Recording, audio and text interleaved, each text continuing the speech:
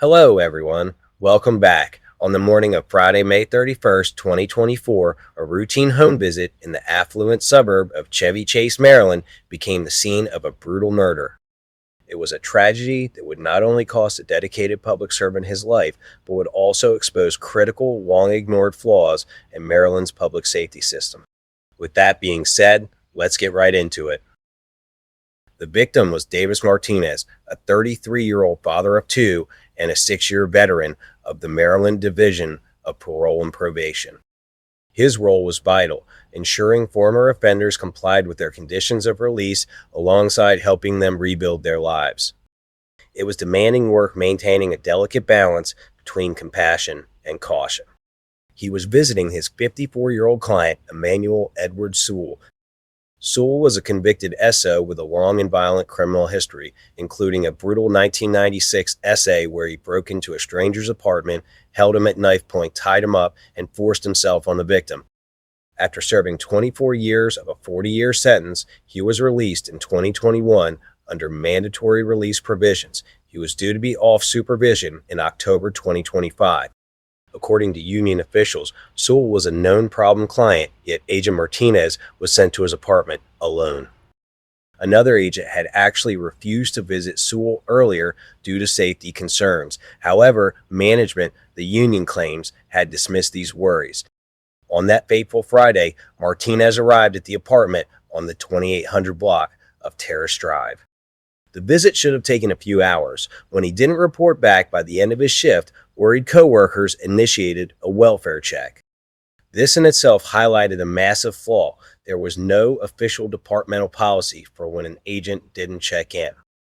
The discovery was grim. When officers forced their way into the locked apartment, they found Agent Martinez's body brutally murdered, wrapped in multiple plastic bags, and hidden under a bed. He had suffered multiple stab wounds to his lungs and head and blunt force trauma. Sewell was gone, having fled in his vehicle, allegedly taking Martinez's police badge with him.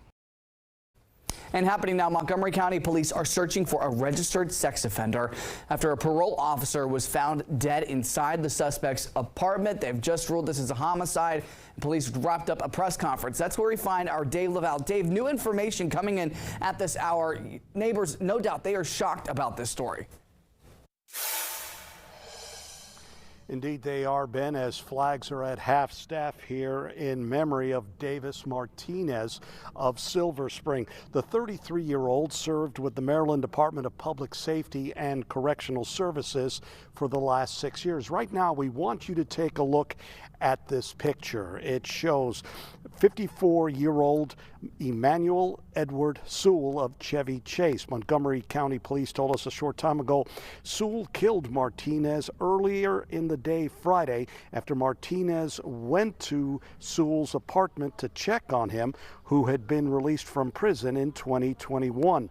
Police responded to the Top of the Hill apartments just before 6 p.m. where Sewell lives. Martinez did not check in with his office. Officers found his body in the apartment. Investigators told us Martinez died from blunt force trauma to his body, but did not say exactly how he was killed. Montgomery County Police Chief Marcus Jones just a short time ago called this a difficult day for everyone in law enforcement. The loss of a law enforcement officer who was performing his duties for the state of Maryland is a tragedy.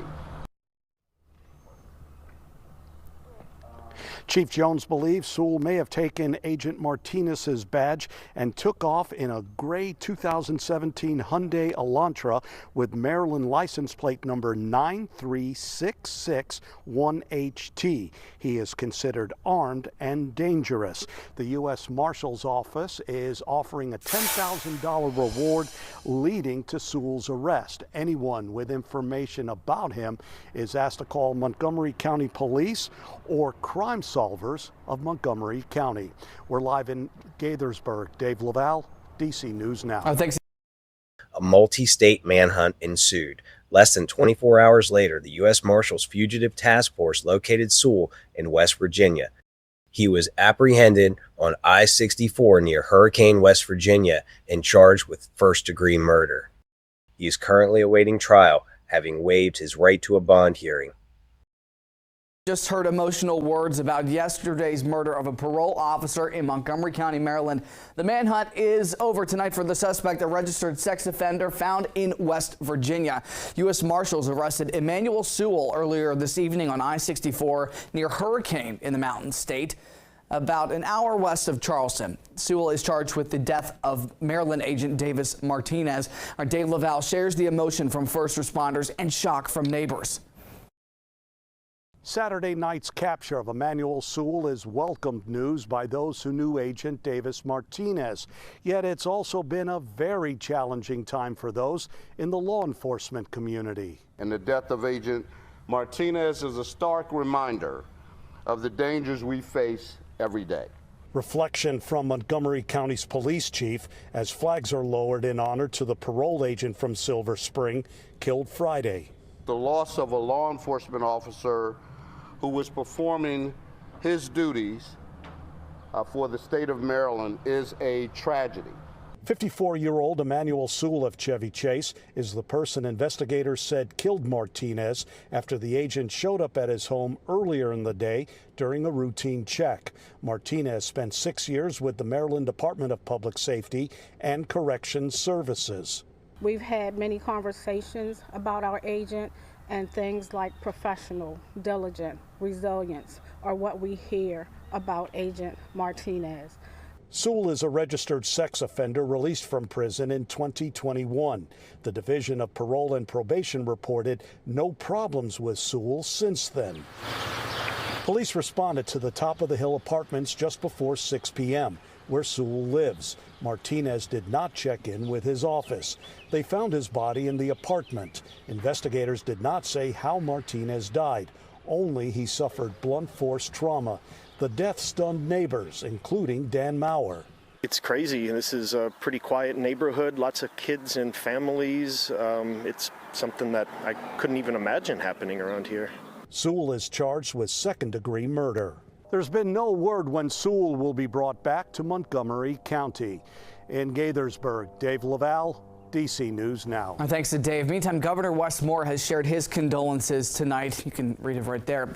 He also says that the Maryland flag has been ordered to fly at half-staff and will remain that way until Agent Martinez is laid to rest.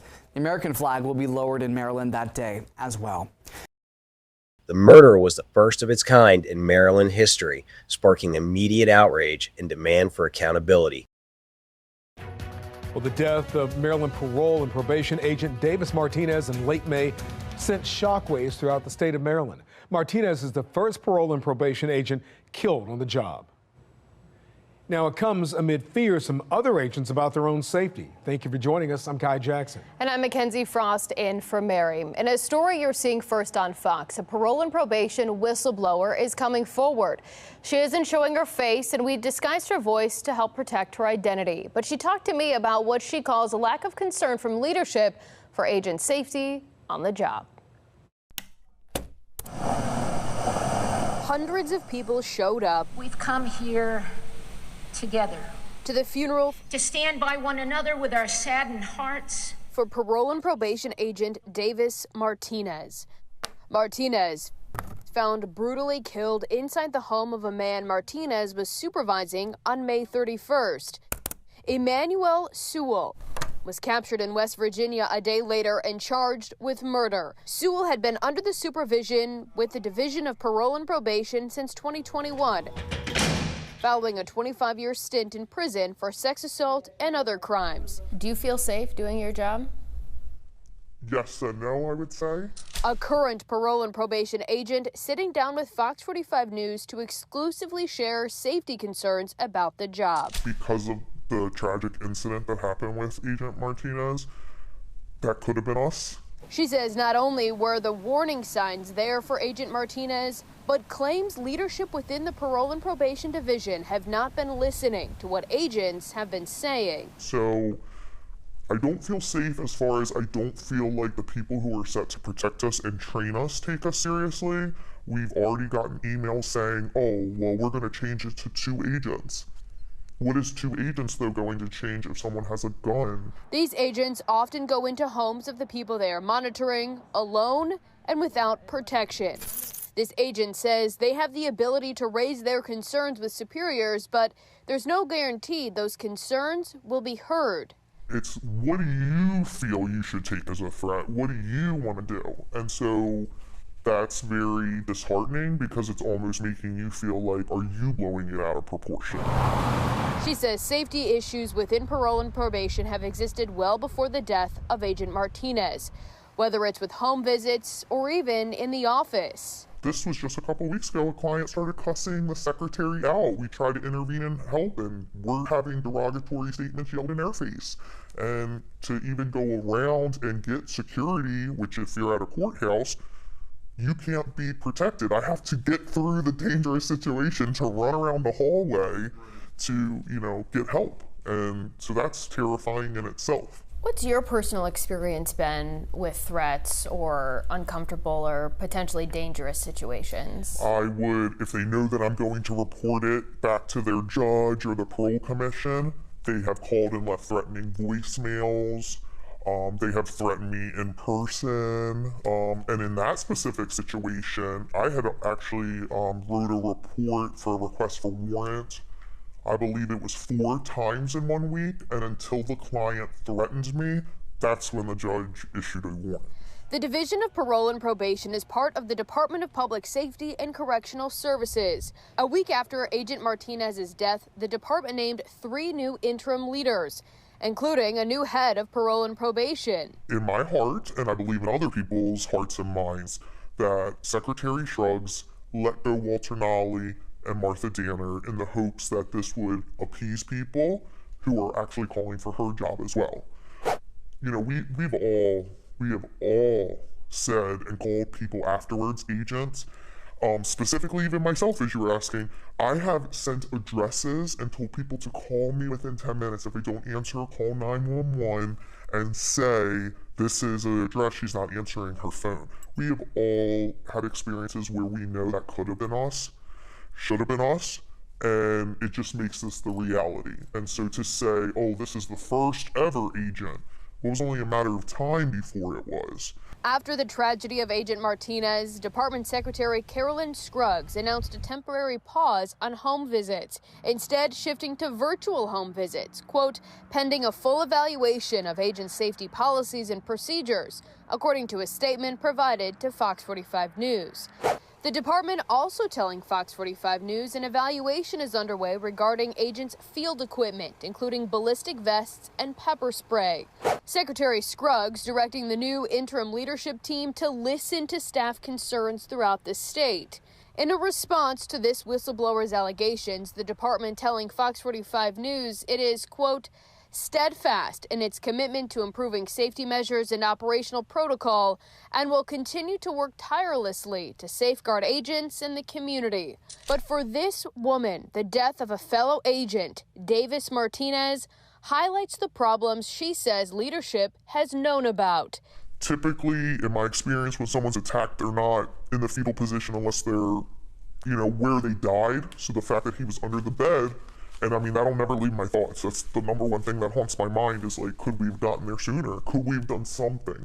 Worst case, if he passed, could he have just passed knowing someone was there for him? The department says a new protocol is in place to share real-time information about high-risk individuals. In Agent Martinez's case, there were warning signs. Despite the changes, the reaction from the top... And, I just feel like we failed him. We failed ourselves. This agent says is too little, too late. The Department of Public Safety and Correctional Services says law enforcement personnel have also been assigned to parole and probation field offices without courthouse security. It's unclear how long the home visit pause will last or when the evaluation of protocols will be complete. The Maryland Department of Labor issued a citation to the Department of Public Safety and Correctional Services, finding an unsafe agency workplace that exposed workers to physical threats and ultimately led to Martinez's death. Lawmakers were furious, assailing the department's inexcusable and woefully inadequate response. New today, Maryland parole and probation agents are facing unacceptable workplace hazards. That's according to a citation issued by the Department of Labor. Yeah, that violation comes after a parole and probation agent was killed on the job last year. Fox 25's Mackenzie Frost has more on the details of the memo and the reaction from the state. We obtained a copy of the violation, and the probe stems from the death of Agent Davis Martinez, who was killed during a home visit. And the findings of this report raise serious questions about what steps are being taken to protect the safety of these agents. Agent Davis Martinez was found brutally killed inside the home of a man Martinez was supervising on May 31st, 2024. Emmanuel Sewell was captured in West Virginia a day later and charged with murder. Sewell had been under the supervision of the Department of Parole and Probation since 2021, following a 25-year stint in prison for sex assault and other crimes. Now, on January 28th, the Department of Public Safety and Correctional Services slapped with a serious violation, noting on May 31st, the date Agent Martinez was found dead, agents were exposed to hazards, including being shot, punched, kicked, scratched, stabbed, strangled when interacting with offenders. The report says there have been other incidents outside of Martinez getting stabbed and beaten to death, too. Those assaults have resulted in injuries like sprains, fractures, and concussions. Do you feel safe doing your job? Yes and no, I would say. Last year, a parole and probation agent sat down with Fox 45 News to exclusively share safety concerns about the job, not sharing their face out of fear for their job security. But they say not only were there warning signs for Agent Martinez, that could have been us, but claims leadership within the parole and probation division have not been listening to what the agents have been saying. So I don't feel safe as far as I don't feel like the people who are set to protect us and train us take us seriously. We've already gotten emails saying, oh, well, we're going to change it to 2 agents. The citation requires several corrective actions, a workplace violence prevention program, including data tracking, change how employees are physically arranged in offices with the goal of preventing people from jumping over desks, use GPS tracking for agents, 2-way radios, and maintain 2 agent home visits. But even having 2 agents do those home visits has been questioned by those actually doing the job. What is 2 agents, though, going to change if someone has a gun? This citation gives the department until March 3rd to make the changes. Routine home visits have been suspended for parole and probation agents. The department says those will not resume until the entire staff can be retrained and re-equipped. In the newsroom, Mackenzie Frost, Fox 45 News. The internal investigation found that while Martinez had not violated any existing policies, it could not determine how his death could have been prevented, highlighting a massive gap in safety planning. In response, a bill known as the Davis Martinez Public Employee Safety and Health Act was introduced in the General Assembly to mandate stronger safety standards.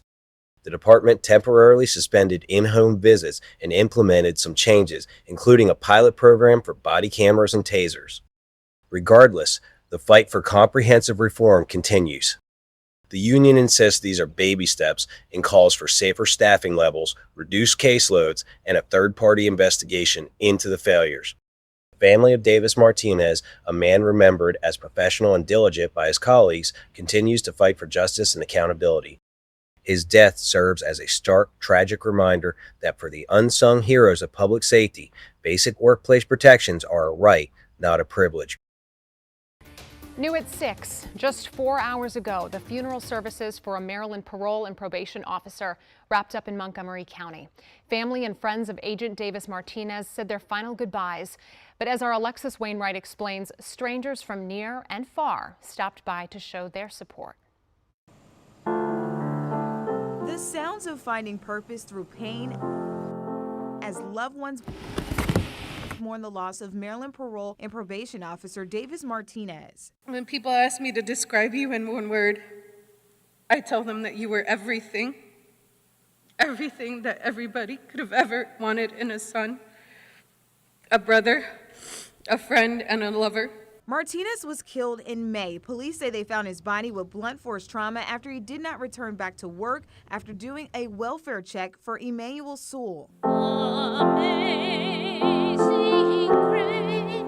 Hundreds packed inside Living World International Christian Church to remember and honor the 33-year-old who's known to be a quiet guy that always finds the good in everyone in every situation. He loved his family and he loved his community.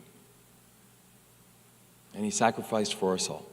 And I want to say that we stand with you always. Just never wanted people to feel excluded, and being as friendly as possible was Davis's way of bringing people together.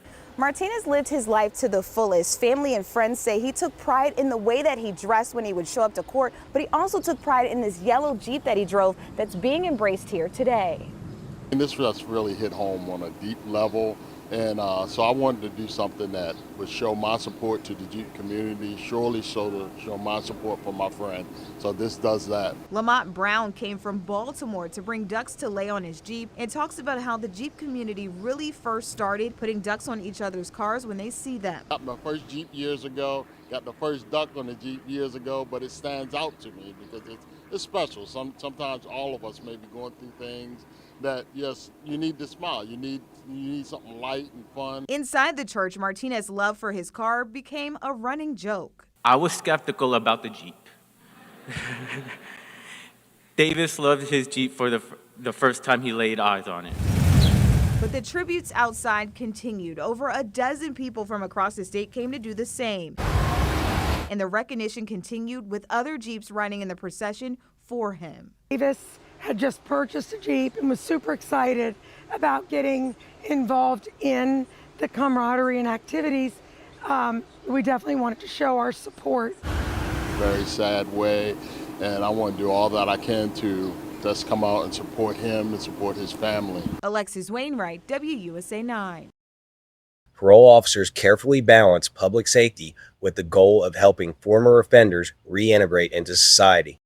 How can we better support these agents in managing the inherent risks of their job?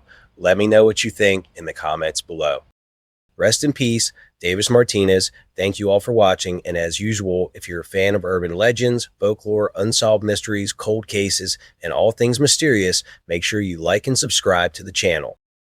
I'm Agent Davis Martinez. Agent Martinez, how long have you been with the department? I've been here since August 2018, so I'll say 3 years already. Just ask anyone who knew him, and they'll tell you right away, Agent Davis Martinez was a remarkable person who touched the lives of many and left an indelible mark on the community. Very family-oriented, very loving. So much more than a parole and probation agent, he was a guiding light for those who served and a pillar of strength for his colleagues. Loving, kind, respectful, courteous, devoted to his job, extremely diligent, a team player, funny, shy. There isn't one word only to describe him. From the start, Davis demonstrated an unwavering commitment to his role. Almost 6 years ago, he joined Parole and Probation and quickly became known for his dedication and compassion. Agent Martinez was such a gentle person. A very compassionate person, but very gentle. He took this job very seriously, and I do mean seriously. His co-workers at the Silver Spring office where he worked will sorely miss his presence. His sensitivity and willingness to help whenever needed made him a beloved figure among his peers. Martinez was a beautiful soul. He was the glue here and the glue to his family. There's nothing he wouldn't do for any one of us. Martinez's former academy instructor remembered him as a great agent from the very beginning. His contributions were invaluable, and his loss leaves a void that will be deeply felt by all. He was a good person, somebody who wanted to be here, who wanted to change lives, and we lost somebody who was really making an impact in the community.